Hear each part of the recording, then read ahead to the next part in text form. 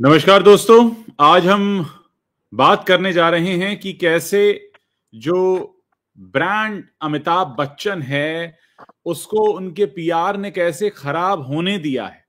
हाल ही में एक खबर सामने आई, एक इंटरव्यू के दौरान एक डायरेक्टर ने किस्सा शेयर किया बैंकॉक का, थाईलैंड की राजधानी, जहां पर कुछ साल पहले वो शूट करने गए थे अमिताभ बच्चन के साथ। और कैसे उन्होंने बताया कि एक रात अमिताभ बच्चन ने कहा कि चलो आसपास घूमा जाए। उन्होंने कहा भाई आसपास तो सारे स्ट्रिप क्लब हैं। स्ट्रिप क्लब आप जानते ही हैं, जहां पर बहुत सारी डांसर्स होती हैं जो धीरे धीरे करके अपने शरीर से कपड़े कम करती जाती हैं और डांस होता है, वैसे क्लब। और उन्होंने बताया कि अमिताभ बच्चन वहां उनके साथ गए थे और उन्होंने ये भी बताया कि वहां पर कई इंडियंस मौजूद थे जो उनको देखकर काफी हैरान हो गए। तो दोस्तों, आज हम बात करने जा रहे हैं अमिताभ बच्चन के ब्रांड इमेज पर जो दाग लग रहे हैं। और ये सिर्फ एक अकेले दाग की बात नहीं है, और भी कई मौके आए हैं। हाल ही में खबर ये भी आई कि बच्चन साहब के जो दामाद हैं निखिल नंदा, उन पर भी शिकंजा कसा। पिछले दिनों हमने ये भी देखा कि जया बच्चन ने संसद के अंदर वित्त मंत्री निर्मला सीतारमण पर निशाना साधा। और आज एक ट्वीट भी काफी चर्चा में अमिताभ बच्चन का, जब इलाहाबाद भगदड़ पर उनका पुराना ट्वीट वायरल हुआ। तो कुल मिलाकर ये सारी बातें हैं जिन पर हम चर्चा करने जा रहे हैं। रवि जी, आपका बहुत बहुत स्वागत है। शुक्रिया उज्जवल जी, आपका भी स्वागत आप है इस पूरे मसले को किस तरीके से देखते हैं? दरअसल दुख होता है, एक शब्द में अगर मैं आपसे कहूं तो उसकी वजह यह है कि हमने बड़े होते हुए एक ही हीरो को देखा था, एंग्री यंग मैन। और हमारे दिमाग में फिल्म के जो भी एक्टर होते थे, जिनकी फिल्में देखते थे, वो सब ठीक है, पर एक व्यक्ति हमेशा अलग होता था जिसका नाम अमिताभ बच्चन था। तो हमारे दिमाग में हीरो की जो छवि थी वो अमिताभ बच्चन की ही छवि थी, एंग्री यंग मैन की छवि थी जी। और फिल्म देखना अगर किसी की या कोई फेवरेट है तो वो अमिताभ बच्चन है। तब हमको ये नहीं पता था कि एक दिन हम भी जो है फिल्म जर्नलिस्ट बन जाएंगे, कभी मुंबई जाएंगे, बच्चन साहब से मुलाकातें रहेंगी, थोड़ी सी कुछ इंटरव्यू लेंगे, उनको करीब से देखने का मौका मिलेगा। मतलब था ही नहीं, मतलब वो लार्जर देन लाइफ थे और आज भी है बहुत हद तक। लेकिन ऐसे में अब जब उनकी जो छवि जो है धीरे धीरे, जो जिसको कहते हैं ना कि क्षरण हो रहा है उसका, या वो धूमिल हो रही है, ये देख के बहुत दुख होता है। क्योंकि भले ही हम फिल्म पत्रकार हैं, बिल्कुल हम हमेशा उस दर्जे पर ही रखते हैं, लेकिन कभी थोड़ा उससे अलग हो जाए, कभी उससे उतर जाए, तो बच्चन साहब आज भी हमारे फेवरेट हैं। अगर कोई हीरो हमें लगता है तो वो अमिताभ बच्चन लगते हैं। तो जब इस तरह की खबरें आती, और जब ये अपूर्व लखिया की ये खबर आई कल, जब मैंने पढ़ी कि भाई वो बता रहे हैं कि 2005 में जो है हम एक अजनबी फिल्म जिसमें डायरेक्टर थे, हम शूटिंग करने गए बैंकॉक में, और फिर अब बच्चन साहब तो इतने एनर्जेटिक हैं कि दिन भर वो काम करके थक जाते हैं, पर उनके चेहरे पर शिकन नहीं होती, उनको नींद तक नहीं आती है, वो हमेशा ही मतलब सुबह तक भी जगेंगे और समय से सेट पे पहुंच जाए। ये बात करते करते भाई साहब ये बताने लगे कि बैंकॉक की कोई जो जगह उन्होंने नाम लिया था, मैं याद नहीं आ रही कौन सी जगह, बोले वहां की बदनाम गलियों की हमने सैर की। मतलब आप देखिए, मतलब हमने तो इस बात की कल्पना भी नहीं की थी, चाहे एक फिल्म पत्रकार के रूप में, और जब हम छोटे थे, या जो हमारा एक फैन वाला जो उनका रूप है कि यार ठीक है हमको वो पसंद है, तो हमने तो सोचा भी नहीं था कि ऐसी कोई बात कभी हुई होगी या हो सकती है। ये डायरेक्टर साहब ने तो लाके एकदम माथे में पटक दी एकदम, कि हम लोग घूमे, हमने एंजॉय किया, फिर उसके बाद हम स्ट्रिप क्लब चले गए, बहुत सारे इंडियंस भी वहां थे, और हमने कहा भी बच्चन साहब से आप जाओगे तो हंगामा मच जाएगा, लेकिन फिर भी वो गए हमारे साथ में। ऐसा वर्णन किया तो मुझे लगा कि ये बच्चन साहब की तारीफ कर रहे हैं या उन्हें बदनाम कर रहे हैं। मैं आपके सामने वो पढ़ना चाहूंगा जो इंटरव्यू का हिस्सा है। तो फ्राइडे टॉकीज के साथ बात करते हुए अपूर्वा ने याद किया कि उन्होंने अमिताभ बच्चन को बैंकॉक दिखाने के लिए कहा था। डायरेक्टर ने कहा कि मैंने कहा सर ये पेटोंग है, यहाँ लाइव शो होते हैं, अगर मैं आपको ले जाऊंगा तो आप दंग रह जाएंगे। उन्होंने कहा नहीं हम जाएंगे, तो मैंने कहा चलो चलते हैं। अपूर्वा ने यह भी बताया कि वो अमिताभ और बाकी के एक्टर्स अर्जुन रामपाल, विक्रम चटवाल, पेरिजाद जोराबियन और निर्माता बंटी वालिया को पेटोंग के एक रेड लाइट इलाके में ले गए थे। अमित जी ने एक शर्ट पहनी हुई थी जिसके बटन बंद थे, और उन्होंने थाई धोती जैसी चीज भी कुछ पहनी हुई थी। वो पेटोंग में चल रहे थे और हम एक जगह पर जाते हैं, और उस क्लब के अंदर जाते हैं जहां ये सारे शोज होते हैं। और अमित जी ने ऐसा शो पहले कभी देखा नहीं था, तो कल्पना कीजिए हम शो के लिए अमित जी के साथ गए और वहां कुछ इंडियन पहले से मौजूद थे। वो अमिताभ बच्चन को देखकर पागल हो गए, वो ऐसे चिल्ला रहे थे जैसे कि वो जुहू में हो। और डायरेक्टर ने भी खुलासा किया कि अमिताभ ने शो को माइंड ब्लोइंग कहा था, और उन्होंने कहा था कि वो सुबह लगभग 2:30 से 3 बजे के आसपास वापस आए और अमिताभ बच्चन इसके बाद ठीक 5:30 बजे सेट पर भी पहुंच गए। तो एक तरह से उन्होंने उनकी तारीफ करने की कोशिश की है कि रात भर स्ट्रिप क्लब में अमिताभ बच्चन थे, उनके साथ एंजॉय कर रहे थे, उसे माइंड ब्लोइंग कह रहे थे, और उसके बाद अमिताभ बच्चन सुबह 5:30 बजे फिल्म के सेट पर भी पहुंच जाते हैं। अब हमारा सवाल यहां से शुरू होता है अमिताभ बच्चन के पीआर पर, कि अमिताभ बच्चन की एक पीआर टीम भी है, अभी आप भी जानते होंगे रवि जी, मैं भी जानता हूं। तो ये पीआर टीम जो है, क्या ऐसे आर्टिकल्स को आने देती है? क्या ऐसे आर्टिकल्स जो हैं वो पीआर टीम की मदद से आते हैं, या ऐसे आर्टिकल पीआर टीम के फेलियर से आते हैं, या ऐसे आर्टिकल पीआर टीम के दिखाई नहीं देते हैं? ये क्या होता है? अब ये कैसे आते हैं, मतलब ये एक घटना नहीं है, दरअसल हम पिछले कई दिनों से देख रहे हैं। चलिए पीआर ने अपूर्व लखिया का इंटरव्यू मैनेज नहीं कराया होगा, लेकिन भाई मैं ये कह रहा हूं कि जर्नलिस्ट जो होते हैं, मैं वही हमने पिछले बात की थी कल परसों भी, कि अब ऐसे पीआर और ऐसे जर्नलिस्ट आ चुके हैं, उन्हें पता ही नहीं है क्या लिखना है क्या नहीं लिखना।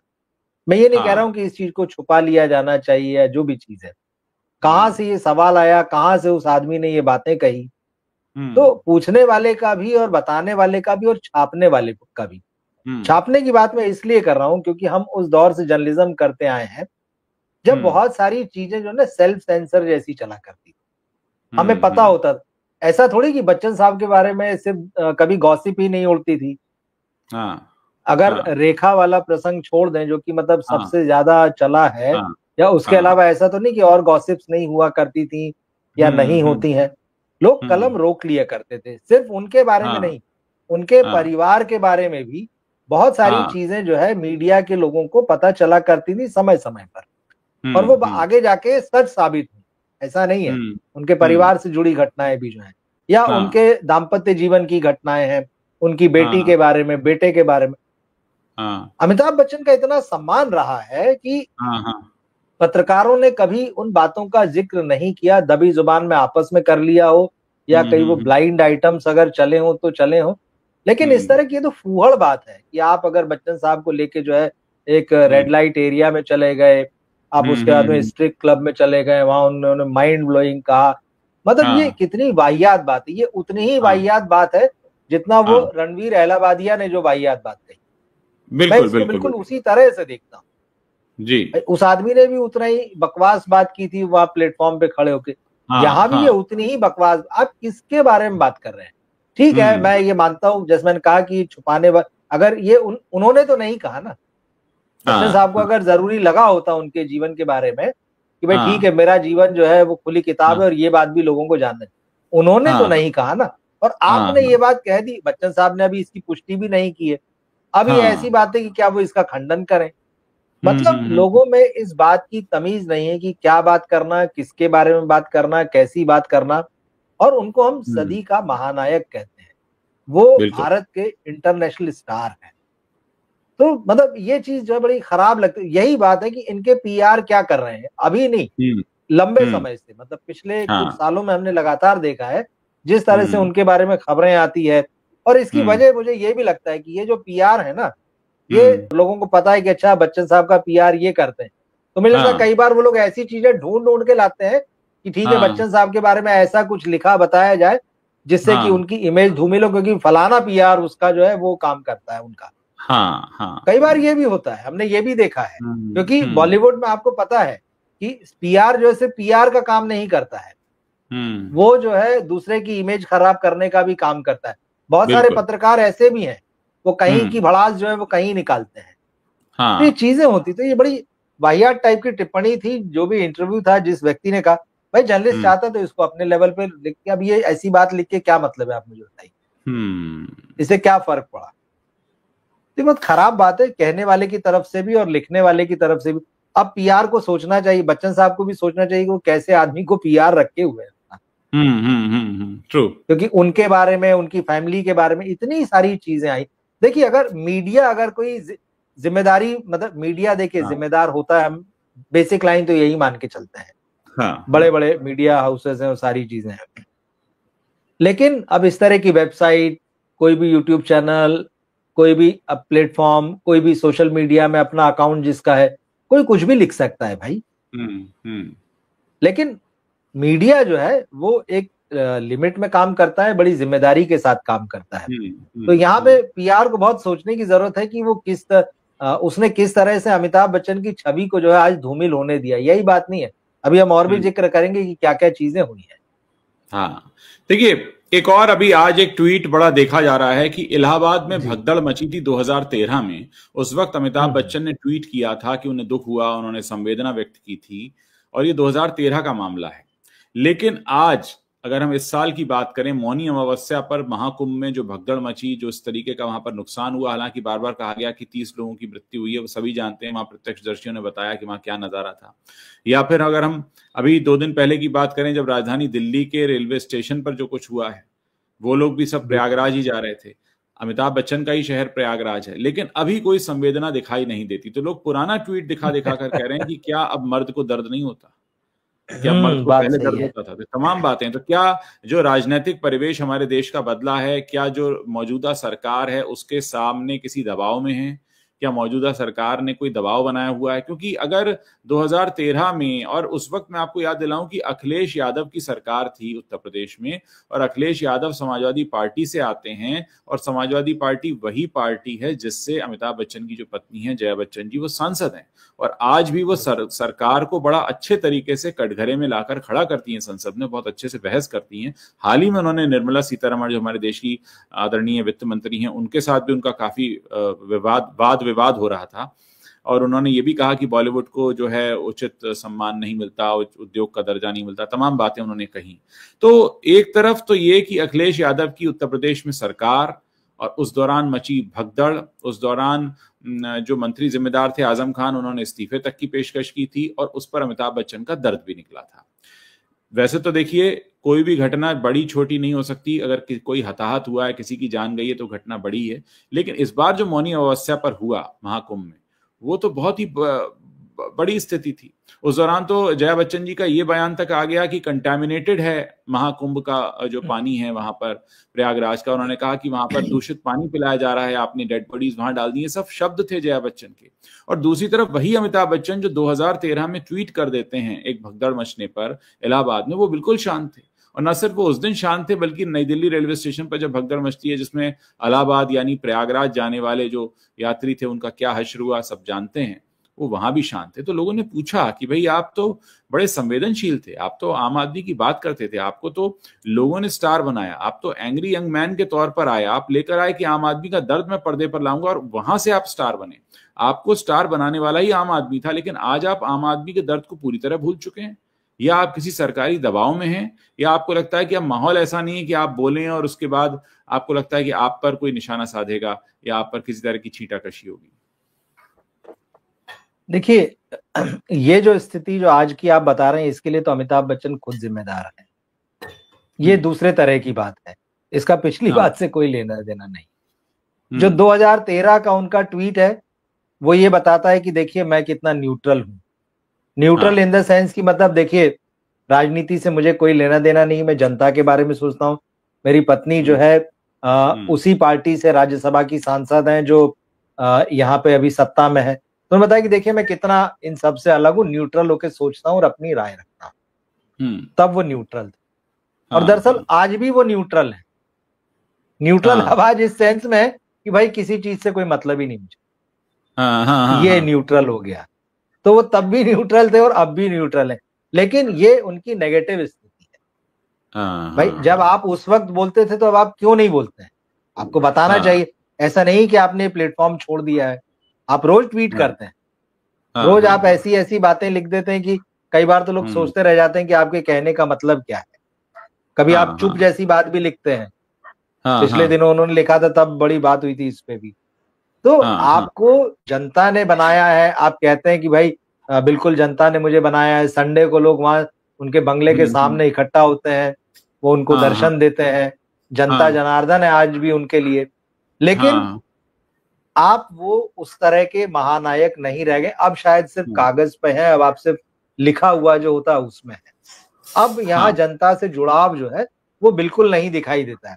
आपका जुड़ाव शायद अब सिर्फ उन फैंस तक है जो आपको देखने के लिए आपके दरवाजे तक, आपके गेट के बंगले तक जो है वो आ जाते हैं। बाकी ये बात तो बिल्कुल साफ साफ है कि अब आप जो है जनता के मुद्दों से नहीं जुड़ते। सिर्फ यही क्यों, अमिताभ बच्चन के और पेट्रोल की महंगाई वाले ट्वीट भी पुराने हैं, महंगाई वाले और दूसरे सब्जी प्याज वाले जो इस जो भी जनता के मुद्दे रहे वो सारे ट्वीट समय समय पे निकल के आते हैं। और ये क्योंकि प्रयागराज का मामला है, उस समय इलाहाबाद था, तो आपने ट्वीट किया था, संवेदना व्यक्त की थी, सरकार को कटघरे में खड़ा किया था। तो अब क्या हो गया? तो अमिताभ कहें चाहे ना कहें, ये सबको दिख रहा है कि क्या हो गया है। अब देखिए, हेमा मालिनी की तो मजबूरी थी, भाजपा से सांसद हैं, सरकार उत्तर प्रदेश में भाजपा की है, देश में भी भाजपा की है, तो उन्होंने उस भगदड़ को मामूली घटना बता दिया था। हालांकि वो बात अलग है, उसके बाद काफी उन्हें ट्रोल किया गया और उन्हें इस बात का अंदाजा ही नहीं है कि एक आम आदमी जब 15-15 किलोमीटर चलकर वहां संगम तक पहुंच रहा था, वो तो सीधे वीआईपी थी, वहीं पहुंची संगम पे, लेकिन आम आदमी तो पैदल चल के पहुंच रहा था। और बहुत से लोग जो वहां पर गए, मेरे परिचितों में भी कई सारे लोग वहां पहुंचे जो काफी उनको लंबा सफर पैदल चलना पड़ा, उतने खास इंतजाम नहीं किए गए थे, और अगर इंतजाम थे भी तो आम आदमी तक वो इंतजामों की सूचना नहीं पहुंचाई गई थी, और उसके लिए प्रशासन जिम्मेदार है, जिसको जिम्मेदारी दी गई थी। खैर वो बातें आगे और बाद में होंगी, लेकिन अगर कोई भगदड़ जैसी घटना होती है और वहां पर खड़े होकर जो पब्लिक फिगर है हेमा मालिनी, जिनकी फिल्में देखने जाते थे लोग, जिनको वोट दिया लोगों ने, तब वो वहां पहुंची हैं संसद में, यानी आप लोगों की वजह से वहां पहुंचे हैं जहां पर आप पहुंचे हैं, चाहे वो संसद हो या सिनेमा घर हो, और आप लोगों की मौत को ये कह दें कि वो मामूली बात है, तो ये भी एक अपने आप में उस वक्त लोगों को बहुत हैरानी हुई थी। और खासकर बच्चन साहब से जो उम्मीद रहती है, अब लोग जो हैं 2 और 2 4 भी जोड़कर देख रहे हैं। हाल ही में एक नया मामला आया है, निखिल नंदा जो उनके दामाद हैं, उन पर शिकंजा कसा है। एक घटना हुई है यूपी के दातागंज में, एक ट्रैक्टर एजेंसी चलाने वाले शख्स थे जिन्होंने खुद को खत्म कर लिया, और वो ऐसी सूचना देकर गए हैं कि उनके ऊपर काफी दबाव था। वो उसी कंपनी के ट्रैक्टर बेचते थे जिस कंपनी के एमडी निखिल नंदा हैं। तो इस बारे में पहले पुलिस में शिकायत की गई, पुलिस ने कोई एक्शन नहीं लिया। अब अदालत के आदेश पर जांच की जा रही है और ऑफिशियल वर्जन भी आ गया है निखिल नंदा की कंपनी का कि हम जांच में सहयोग करेंगे। लेकिन लोग 2 और 2 4 जोड़ रहे हैं कि भाई कुछ दिन पहले ही हमने देखा था जया बच्चन जी जो थी वो केंद्रीय वित्त मंत्री निर्मला सीतारमण पर निशाना साध रही थी, उनकी काफी गर्मागर्म बहस हुई, और उससे थोड़े समय पहले उन्होंने ये भी कहा था कि कंटामिनेटेड वाटर है महाकुंभ का और वहां पर बहुत सी बॉडीज डाली गई हैं, ऐसी तमाम चीजें उन्होंने बोली थी जया बच्चन जी ने। तो कुल मिलाकर लोग इसको भी जोड़कर देख रहे हैं।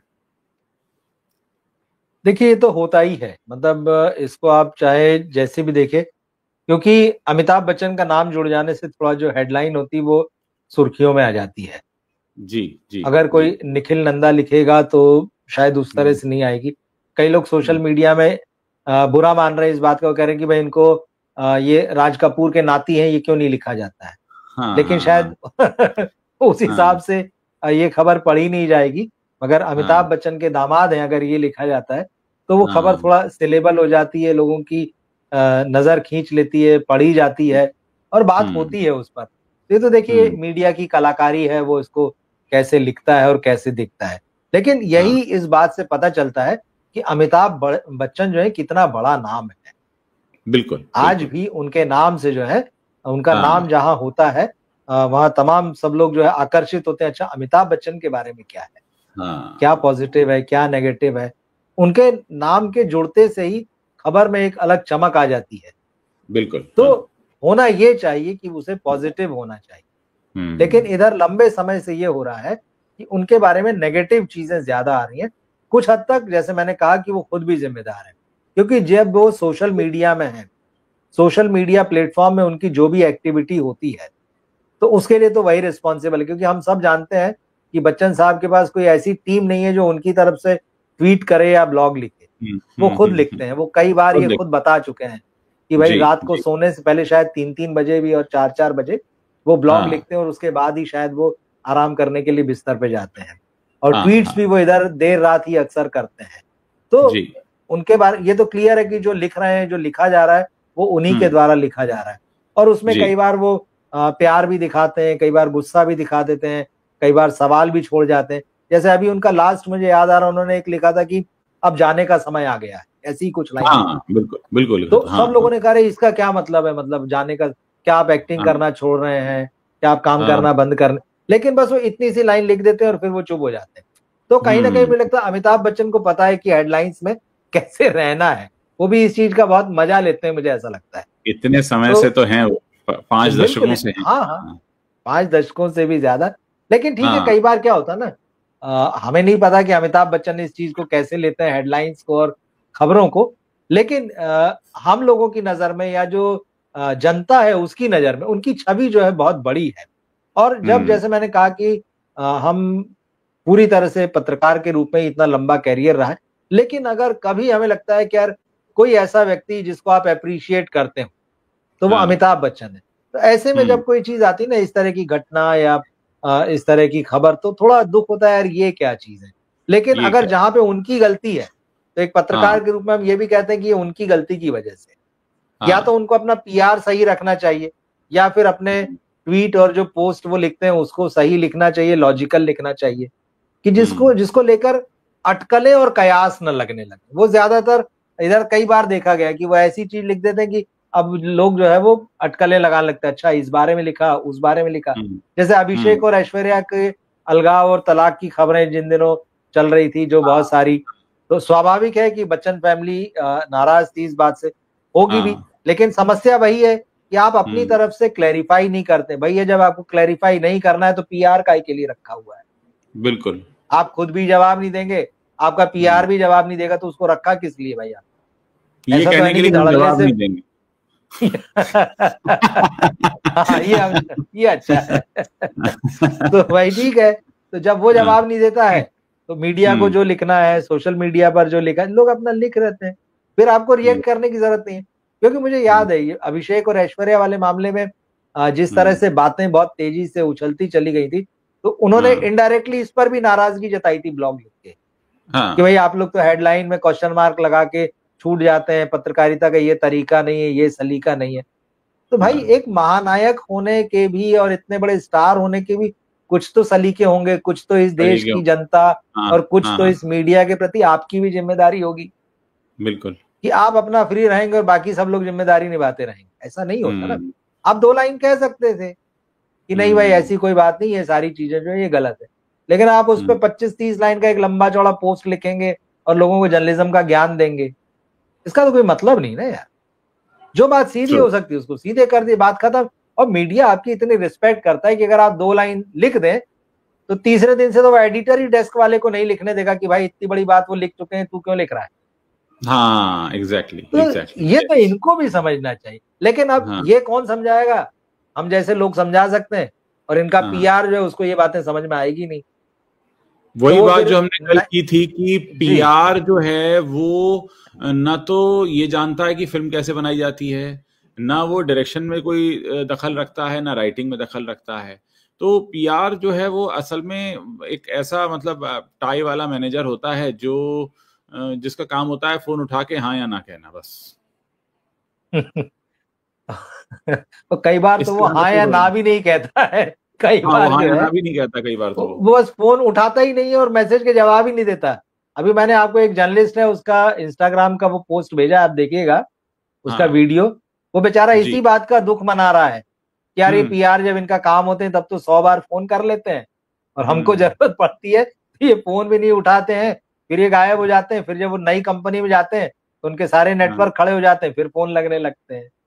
तो सर पीआर ये का तो तो हम बहुत पिछले बुरा हाल है, देखिए। 30 सालों से तो हम भी यही सब देख रहे हैं बिल्कुल। कि ये यही होता है। लेकिन आज के सेशन का हमारा जो मकसद था हम दर्शकों को बता दें, बच्चन साहब की छवि जो है वो बहुत अलग तरह की छवि है। वो कोई he is not another film star, मतलब उन्होंने बहुत समय बिल्कुल। तक इस इंडस्ट्री को रूल किया, आज भी रूल कर रहे हैं।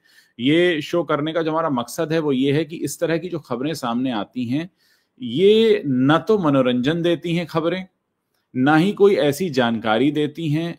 मतलब इनको पढ़कर जानकर जो हार्डकोर फैंस हैं उनका दिल दुखता है, जो आम आदमी है वो कुछ और सोचने लगता है। मतलब ये ठीक उसी तरीके से निरर्थक है जैसा आपने बड़ा सही एग्जांपल दिया कि जो समय रैना के शो में हुआ, रणवीर अलाहाबादिया ने बोला, ये उतना ही निरर्थक और उतना ही बेकार और उतना ही भद्दा है। जो ये इंटरव्यू में उन्होंने ये सारी बातें बोली। और जाहिर है कि अगर खुद अमिताभ बच्चन ने बोली होती तो उसका एक अलग अर्थ होता, लेकिन किसी डायरेक्टर ने बोली है जो उनके साथ था, और वो भी इतना जूनियर, मतलब ऐसा भी नहीं कि अमिताभ बच्चन के एरा का हो डायरेक्टर, इतना जूनियर डायरेक्टर है। हम उसको ये नहीं कह सकते कि वो, मतलब ये बात प्रकाश मेहरा ने कही होती तो शायद हम किसी और तरीके से शायद इसको चबा भी लेते, समझ भी लेते, लेकिन ये अपूर्वा लखिया तो बच्चन की बहुत बाद की पीढ़ी के डायरेक्टर हैं जो उस बात देखिए, जैसे शाहरुख खान मान लीजिए, अगर ये कहते हैं किसी इंटरव्यू में कि भाई देवदास में जब एक्टिंग कर रहा था तो वो जो शराबी वाला जो रोल था उसके रियल उसमें जोन में जाने के लिए मैंने थोड़ा शराब पी और फिर एक्टिंग की, तो उनके कहने का ही अलग मतलब निकलता है। बिल्कुल, लेकिन हाँ, बिल्कुल। उसी सेट से एक व्यक्ति आता है या दूसरा कलाकार आता है, वो कहता अरे ये तो देवदास के सेट पे दारू पीते थे। मतलब एकदम बदल गया। हाँ, मतलब बातें दोनों एक, मतलब बदल गया। बच्चन साहब को अगर ये बात जरूरी लगती है और वो कुछ कहते तो इसके मतलब दूसरे होते। लेकिन एक ऐसा डायरेक्टर जो उनसे उम्र में भी उनके बेटे के बराबर होगा, शायद उससे भी छोटा होगा, वो पता नहीं किस झोंक में इस तरह की बात कह के क्या साबित करना चाहता है। कि मेरा ऐसा याराना है उनसे, या वो इस तरह के व्यक्ति क्या कहने चाह रहे हो। तो ये आदमी को थोड़ा अपने विवेक से सोचना चाहिए। और मुझे लगता है अगर सार्वजनिक रूप से नहीं तो कम से कम उसको अकेले में बच्चन साहब से तो माफी मांग ही लेना चाहिए। डेफिनेटली बिल्कुल। मुझे लगता है रवि जी की इस मुद्दे पर इससे ज्यादा चर्चा बनती भी नहीं है। हमें जो कहना था हम कह चुके। और अगर आप इसमें कुछ एडअप करना चाहें तो आप कर सकते हैं कि बच्चन साहब को किस तरीके से उनका पीआर ही खराब कर रहा है। नहीं, बिल्कुल। देखिए, पीआर का तो काम ही है कि उनके बारे में जो है सही चीजें आए, या कम से कम गलत चीजें तो ना आए, इतना तो वो करे। वो इतना तो भाई उसका काम क्या है। अगर पीआर का काम मोटा मोटा हम ये मान लें कि मीडिया को मैनेज करना है, जैसे ये लोग अपने ही शब्दों में कहते हैं कि नहीं हमारे मीडिया से अच्छे संबंध होना चाहिए, तो भाई तुम्हारे कैसे संबंध है कि लोग इस तरह की बातें लिख रहे हैं, और वो भी कोई अरे गहरे एक्टर के बारे में नहीं, जिसको हम सदी का महानायक कहते हैं। मतलब जिसके जैसा दूसरा न पहले हुआ और न बाद में होगा, बस। और आप ये लिख रहे हैं। मतलब आप इस तरह की बातें चल रही है, और कोई मतलब जिसका जो मन आ रहा है लिख दे रहा है। खबर आ रही कभी कि नसीर साहब ने बोला कि वो मतलब एक्टर नहीं है, बिजनेसमैन है, तो वो चीज चल पड़ी।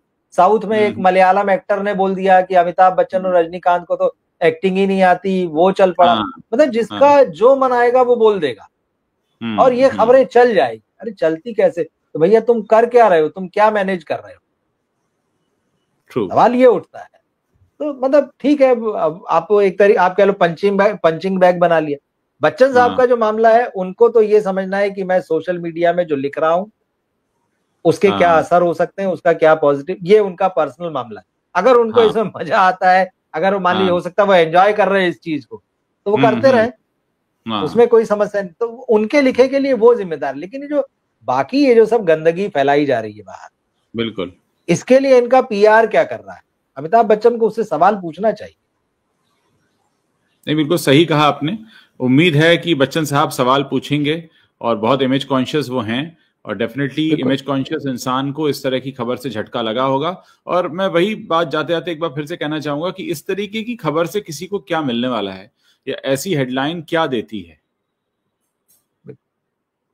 तो ये हमें सोचना चाहिए, सोचने की जरूरत है। और जिस तरह से मतलब इमेज बनी है अमिताभ बच्चन की इतने सालों में, उसमें हम तो ये भी नहीं कह सकते कि ये किसी ने बस हंसी मजाक किया, बल्कि बदतमीजी है इस तरीके की चीज को कहना है। हंसी मजाक की भी कैटेगरी में नहीं आएगा। बहुत बहुत शुक्रिया रवि जी इस परिचर्चा में भाग लेने के लिए, और आई एम श्योर हमारे दर्शकों को भी कुछ ना कुछ एक नया एंगल और नया पर्सपेक्टिव मिला होगा। दोस्तों, आप इस वीडियो को शेयर कर सकते हैं और कमेंट सेक्शन में लिखकर हमें बता सकते हैं कि आगे आप और किस तरह के टॉपिक्स पर चाहेंगे कि हम चर्चा करें। Thank you, good night. Thank you.